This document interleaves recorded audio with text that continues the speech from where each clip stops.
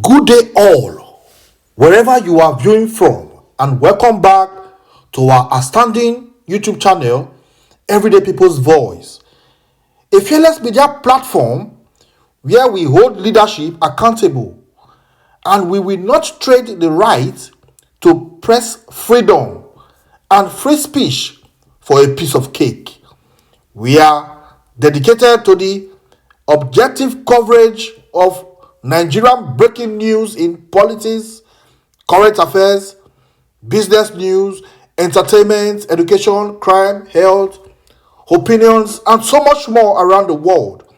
Our mission is to provide steadfast and quality news reports and also to bring the news directly to you from where and when they happen. Our sources of information are reliable and accurate, with a comprehensive up-to-date news coverage aggregated from sources all over the world and every corner of the globe. That's why we are the world-leading liberal voices for the everyday people in Nigeria. But before I continue, if this is your first time of coming across our news channel, please help us subscribe, like, and share this video. The video you are about to watch is a must-watch video. Please watch to the end and leave your comments below the comment section. President-elect Ahmed Bola Tinubu and the Vice President-elect Senator Shetima, their own mood is slightly different because President Buhari has graciously served 8 years. God has helped him serve 8 years, and is handing over not to another political party, but is handing over to his own political party.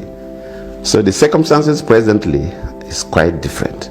But I know the mood of the country generally is because of the issues bordering on the elections. So some people are happy, some people are sad, so all kinds of sentiments and feelings.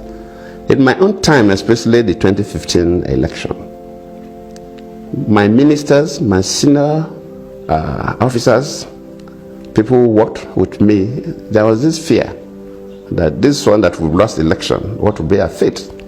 Will the new government just throw all of us into jail without giving us even fair hearing? Because government is next to God, can decide to do anything. That fear was in the minds of people. Some people feel, could I even run away? Should I stay in the country? But to them, that will not be much of a problem because it's the same party that is taking over. So the tension we faced then, the Buhari's team may not face the same tension. Yes, some people may have some issues that bother them, but on the average, they will not have that kind of feeling. But it used to be tense, really. And by this time, then of course already I've considered defeat to the president. So that was completely over. And I knew why I considered defeat, because I was more interested in the country than myself, which I advise every politician to be more interested in the country than themselves. Without a country, there will be no presidents. So I know that it used to be tense.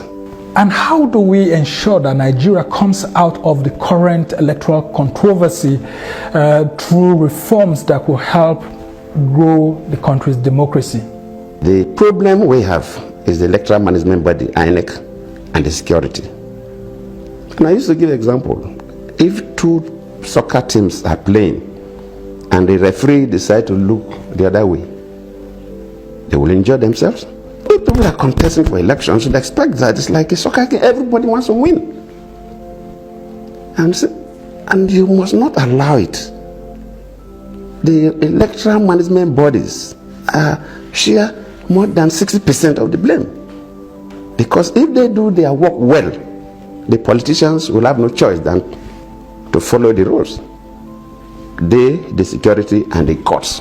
I believe one day we'll get there, but I feel sad now that our electoral process is still wobbling. So we have migrated from card reader to paper, which is a superior technology. Why do we still have problems? Manual voting, we have problems in this country. Electronic, we have. So where is the problem coming from?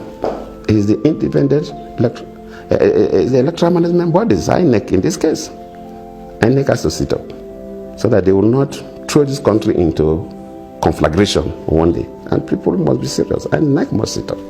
We should commission one of these internationally known IT companies, they will want to protect their image and allow them to build a system for us and also manage it during our elections. We can train our people, but they should manage it. That this last election, they say, oh, one director in charge of IT did this or did not do that. If you bring Google or one of these giants and they agree to build it and manage it for you, there will be nobody in Nigeria will not be involved. So it should be completely neutral. And probably when we get to that level where all those who have smartphones will not need to go to any place to vote. You bring out the, take it, go to your unit and press the button and you vote. You can vote in your kitchen, you can vote in your bedroom, you can vote in your sitting room, you can vote in your car. Even if you're in the US, you can vote.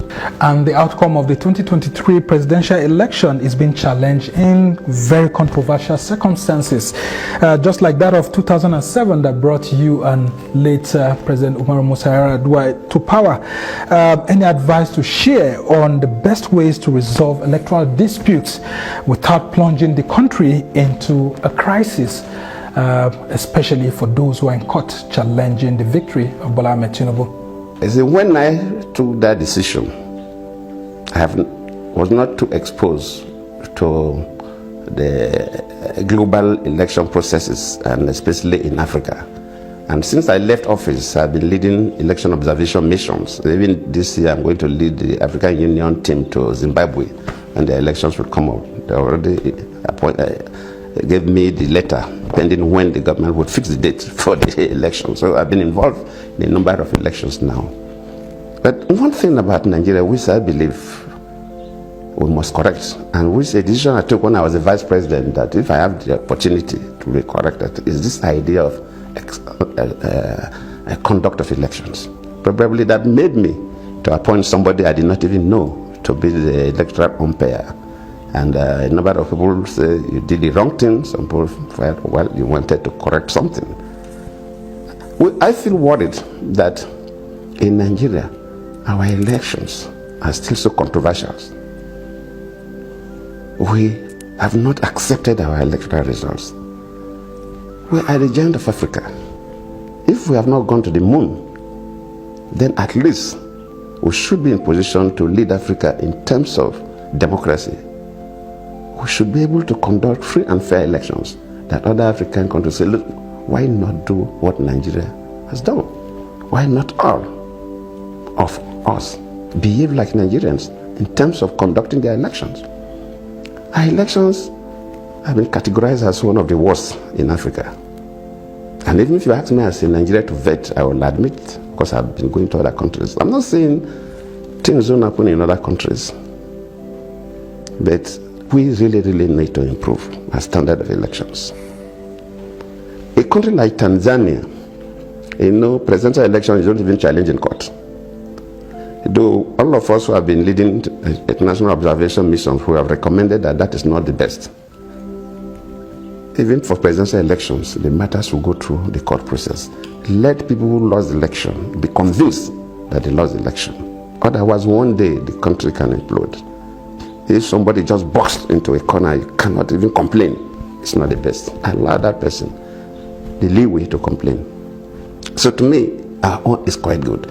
For presidential elections, you go through two stages, appeal court and Supreme Court.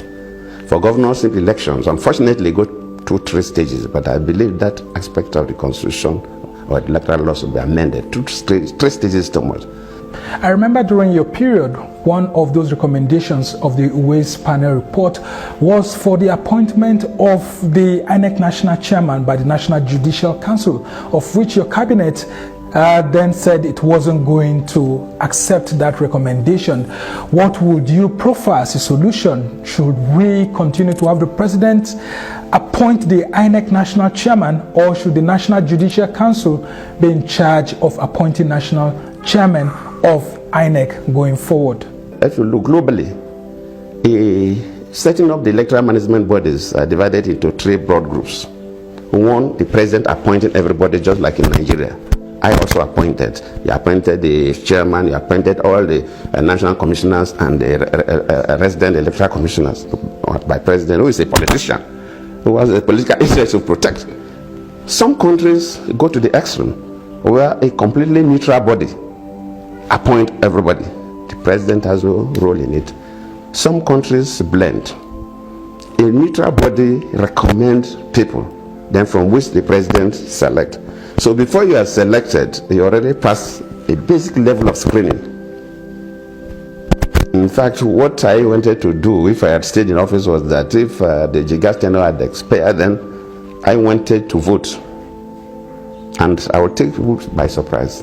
I would have called traditional rulers, not all of them, the religious leaders, civil society, the journalists, at least 100 of them into a room. They will not know. We'll get the computers and so on and so forth. Say, okay, nominate a Nigerian you think should be INEC chairman. Everybody will nominate. Then we screen.